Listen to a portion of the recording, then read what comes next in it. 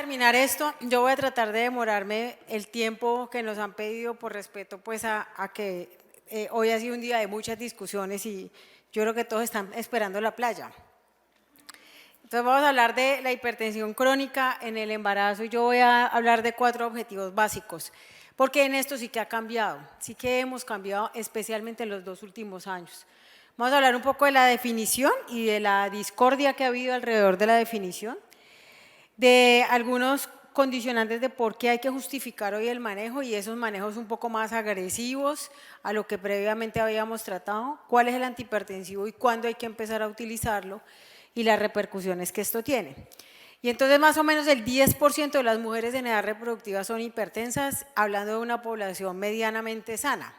Pero si ustedes ven aquí y en América Latina hay un problema de obesidad muy grave en este momento y de sobrepeso. Y entonces las que estamos un poquito medio pasadas de peso, entonces ya de entrada su riesgo va a aumentar, como lo van a ver.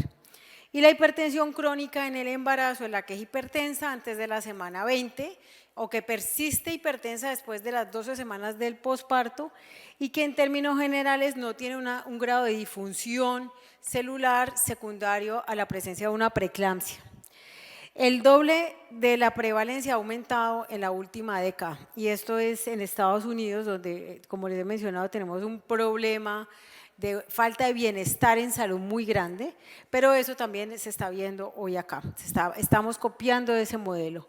Y al menos hay 100.000 pacientes por año en tratamiento con la hipertensión crónica. Y resulta que yo no sé si ustedes sabían, en el año 2017, el Colegio Americano, la American Heart Association y el Colegio Americano de Cardiología hacen un cambio en los términos de presión arterial que se manejan en la población adulta. Y en esos cambios lo que se dijo es que si usted tiene entre 120 y 129 presión sistólica, esta paciente normal, uno de ustedes, puede ser un paciente que ya hoy en día se considera un paciente con una presión arterial elevada. O sea, no es normal. Lo normal en el mundo es que usted tenga menos de 120/80 de presión. Si usted tiene una presión entre estos rangos, se considera un estadio 1 y por ahí, por encima de esto, son los estadios 2 de presión arterial. O sea que si usted maneja 135/85 de presión, usted es un hipertenso en un estadio 1 y está maltratado. Punto. Y eso es igual a las embarazadas. Con esto me podría ir en este momento porque nadie puede volar alto. Si usted tiene y maneja presiones elevadas por encima de 120/80, está enfermo. Punto. Su tratamiento es inadecuado.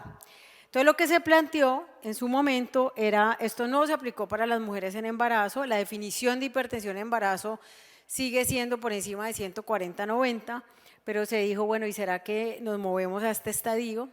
Y cuando inicialmente salió el primer artículo, que es el artículo más grande de hipertensión en el embarazo en el American Journal, no había salido este que sale ahorita en abril del año 2023.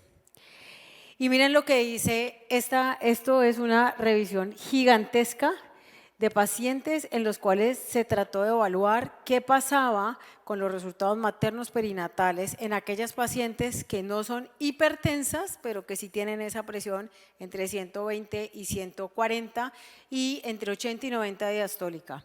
Y los resultados son muy impactantes porque ¿cómo les parece que por encima de 120 de presión, de 120/80 a las pacientes les va peor?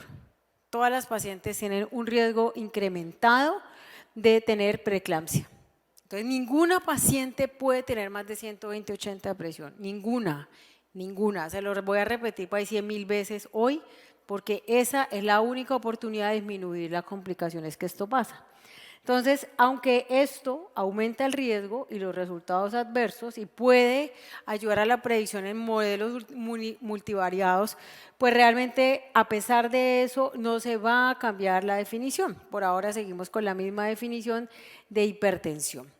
Entonces, con esto muy claro, sabiendo que por encima de 120/80 el riesgo aumenta, esto salió publicado en abril del año 2023, hace muy pocos días, y probablemente va a haber una repercusión muy grande. La definición queda igual, pero nadie puede tener una presión muy alta.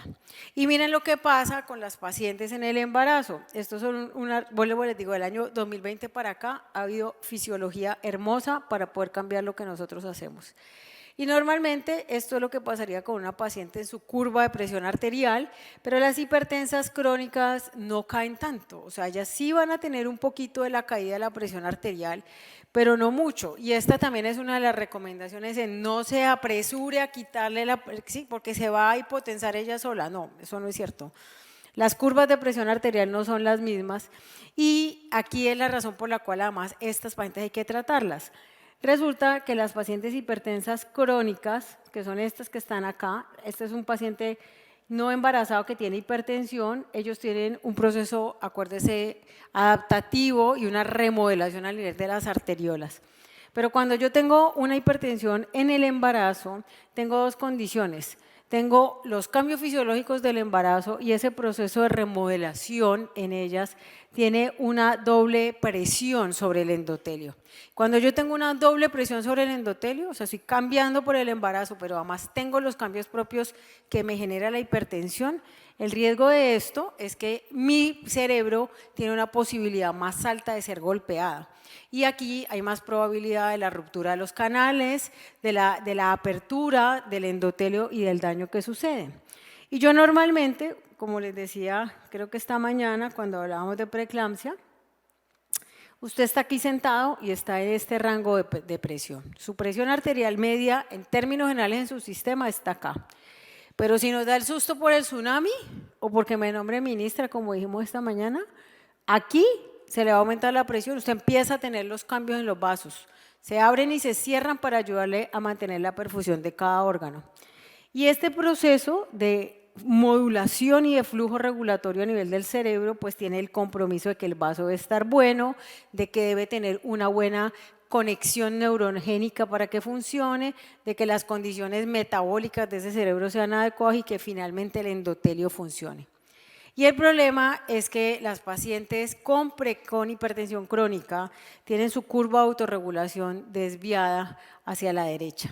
¿Eso qué hace? Pues que ellas normalmente puedan soportar un poco mejor esas presiones un poco más altas, pero cuando usted vive acá es como vivir al límite. Cuando yo vivo al límite tengo más riesgo de que cualquier factor estresante adicional me lleve al daño. Y cuando eso sucede, y esto fue publicado en el año 2015, es un poco más antiguo, lo que sí se vio, ellos hicieron una cosa que se llamaba un índice de autorregulación, encontraron que las mujeres hipertensas crónicas se autorregulan menos. Entonces, si usted tiene una paciente hipertensa crónica, la deja volar alto, de entrada le está golpeando a la regulación de ese cerebro duro y cualquier mínimo cambio adicional o una preeclampsia superimpuesta le aumenta muchísimo la probabilidad de daño cerebral. Y esta es la razón por la cual las pacientes que hacen preeclampsia, acuérdense que si la tengo muy alta, tiene más riesgo de hacer preeclampsia, y si le da preeclampsia, ¡chum!, se suman las dos condiciones y el cerebro se funde. Entonces, teniendo eso muy claro, uno entiende por qué las pacientes con preeclampsia pues tienen más riesgo de accidente cerebrovascular, de enfermedad crónica vascular, mayor riesgo de diabetes. Acuérdense que estas pacientes comparten con la diabetes todo un proceso de inflamación crónica y difusión endotelial, tienen más probabilidad de ser resistentes a la insulina y obviamente tanto la obesidad como causa y efecto está relacionado con esos resultados. Y cuando yo miro los resultados, pues las pacientes hipertensas crónicas, dice la evidencia, tienen un riesgo más alto de hemorragia posparto y de cesárea, tienen un riesgo más alto, 5 veces más alto de cardiomiopatía, falla pulmonar y falla renal, especialmente el edema pulmonar, tienen un riesgo aumentado de riesgo de parto pretérmino y restricción del crecimiento intrauterino. Y finalmente yo tengo un aumento promedio de 5 veces el riesgo de morirme en embarazo y de que mi bebé también pueda fallecer. Conclusión, la paciente hipertensa crónica es un riesgo si está maltratada. ¿Cómo la voy a tratar? ¿Cierto? ¿Y por qué yo debería justificarlo? Entonces hay un movimiento muy grande que, como les digo, aparece en los últimos años, donde le dicen a uno, estas pacientes no deberían tener presiones tan altas, ¿cierto? Pero no hay una guía contundente ni hay una posición clara. Entonces salen del 2018 acá 2 grandes estudios que cambian lo que vamos a mostrar. Este fue la revisión sistemática de mi amigo Edgardo Ábalos, que es un argentino brillante, y él hace la primera comparación del manejo de medicamentos antihipertensivos en pacientes que eran hipertensas crónicas. Y ellos lo que encontraron era pacientes que no estaban en crisis, no las de esta mañana, sino las que son hipertensas crónicas y ustedes la ven en el control prenatal. Y lo que se encontró es que la paciente que se pueda tratar adecuadamente tiene mejores resultados. Las pacientes hipertensas crónicas tratadas les va mejor. Se reduce la mitad probablemente el riesgo de que ella desarrolle una crisis hipertensiva durante el embarazo. Y resulta que la hipertensión severa, cuando en realidad, que es lo que principalmente demostró este metaanálisis, al yo disminuir la hipertensión severa, disminuyó el riesgo de muerte indirectamente. Y muy importante, encontraban 2 cosas, que lo vamos a ver más adelante. Cuando se empezaron a comparar cuáles eran los medicamentos, el famoso Aldomed, el alfa-metildopa, pues no es tan bueno. Entonces a nosotros alguien nos dijo que usáramos Aldomed, que porque eso era muy bueno y no le pasaba nada a los niños, ni a las familias, y que porque toda la vida lo habíamos usado. Pues el Aldomed no es tan bueno. El Aldomed es menos bueno que cualquier otro medicamento que se pueda utilizar. Y la evidencia dice que probablemente el mantener esas presiones en esos rangos no tiene ningún problema para las mujeres en embarazo. Y sale este segundo estudio, publicado en el año 2018, que cambia los resultados finales de lo que va a hacer Cochrane. Y este estudio es un estudio en el cual, nada más y nada menos que liderada por Laura Magui, se metió a las pacientes con hipertensión gestacional e hipertensas crónicas, las que ellos sabían que no eran preeclámpticas por factores. Y se encontró en este tipo de pacientes, que son estas que ustedes ven acá, que cuando yo a estas pacientes le trato la presión arterial adecuadamente, y son estas que tienen un tratamiento activo frente a estas que están acá, a las pacientes que empezaban un control de la presión arterial les fue mejor en todos los resultados, pero especialmente en los resultados que se llamaba un resultado compuesto primario, donde se veía la morbilidad y la mortalidad materna. Con ese estudio, adicionalmente, en donde se vio que el control más estricto de la presión arterial alteraba los resultados de esa hipertensión severa, pues el año pasado, la Sociedad de Medicina Materno-Fetal de Estados Unidos definitivamente recomienda que toda paciente debe ser tratada con unas presiones, y ellos fueron un poco más permisivos, pero en realidad lo que todo el mundo está diciendo hoy es: bajémonos lo más posible a mantenerlas en 120-80. Yo no las necesito hipotensas, las necesitamos en 120-80. Y esta es la recomendación que saca Laura Magui después de que sale ese estudio, que ese estudio cambia la historia de lo que se debe hacer en hipertensión crónica, y finalmente se define: mire, a usted lo que le tiene que decir es que su presión arterial no debería estar, mire lo que ellos ven acá, un preciso control es mantener esa presión arterial diastólica en 80. Si usted tiene menos de 80 de presión arterial diastólica, probablemente no necesite un tratamiento, pero la media, pero nunca por encima de 85 esa paciente puede seguir en ese tipo de tratamiento. Mire que nos volvimos más estrictos, nos volvimos más juiciosos. Eso implica que esto hay que enseñárselo a los médicos generales de sus diferentes sitios en República Dominicana, porque muchos de ellos están encargados del control prenatal. ¿Cuál antihipertensivo usar? Pues todas las guías tienen sus antihipertensivos, pero en términos generales le dicen a uno cualquier cosa que no sea alfa-metildopa. Cualquier cosa que no sea alfa-metildopa. Esta es una revisión de metaanálisis, es un network metaanálisis, es un estudio difícil de entender, pero ellos hacen diferentes comparaciones y resulta que cuando usted compara alfa-metildopa y la betalol oral, que nosotros no tenemos en Colombia, por ejemplo, la betalol le va mejor, y cuando se compara alfa-metildopa y calcio antagonista nifedipina de 30 miligramos, le va mejor a la nifedipina. Entonces, si usted va a empezar hoy un manejo, debería empezar con nifedipina de 30 miligramos, y basado en esas dosis, mire lo que ellos ven acá, esta es una recomendación en el British Medical Journal, en donde se recomienda, y yo quiero que ustedes miren acá, se recomienda, es que esto me Se recomienda, pero se favorece mucho menos. Y en este mismo estudio que les mostré esta mañana de preeclampsia de Laura Magui y Nicolaides, pues finalmente lo que se dicen es, usted tiene unas dosis máximas, trate rápidamente de poder llevar a ellas para que, dado esas dosis máximas, usted no empiece varios antihipertensivos, sino que usted empieza con uno, dosis máximas pasa al otro. ¿Con cuál va a empezar? Si usted tuviera la opción, estos son los medicamentos que usted debería usar. Pero si yo tuviera la betalol oral, basado en la evidencia, utilizaría la betalol oral. Entonces alguien me dijo, pues no tenemos que pesar, no tenemos, busquémoslo. Alguien debe producir la betalol oral. ¿Sí? Medianamente 100.000 pacientes por año le servirá a algún laboratorio poder tratarlas. ¿Sí? Entonces, esa es la meta. Pero la nifedipina nos va bien. Es un buen medicamento hoy en día. Para terminar, la pregunta que deberíamos hacer es ¿cuáles son los objetivos del manejo?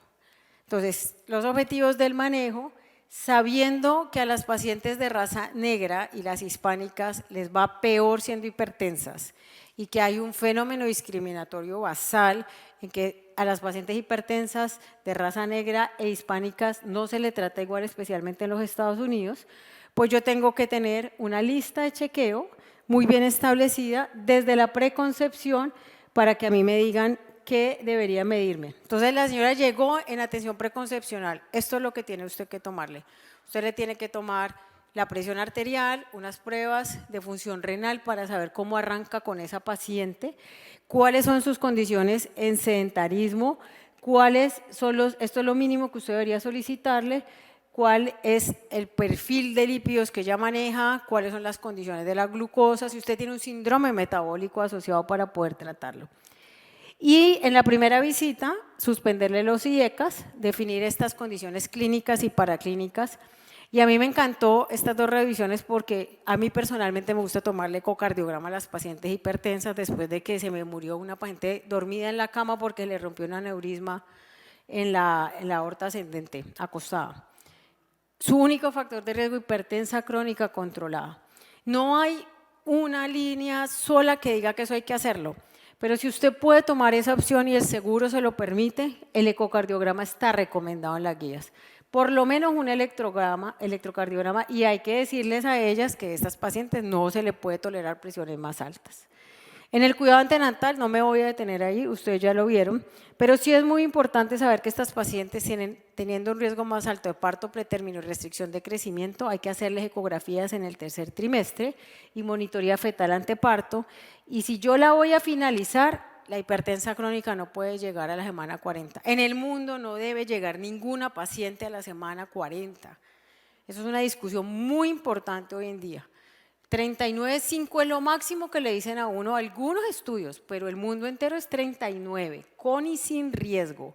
Pero si yo al final sé que esta paciente tiene mucho riesgo, pues ojalá a la semana 38 lo pudiera finalizar y selectivamente, con muy buen juicio, a la semana 39.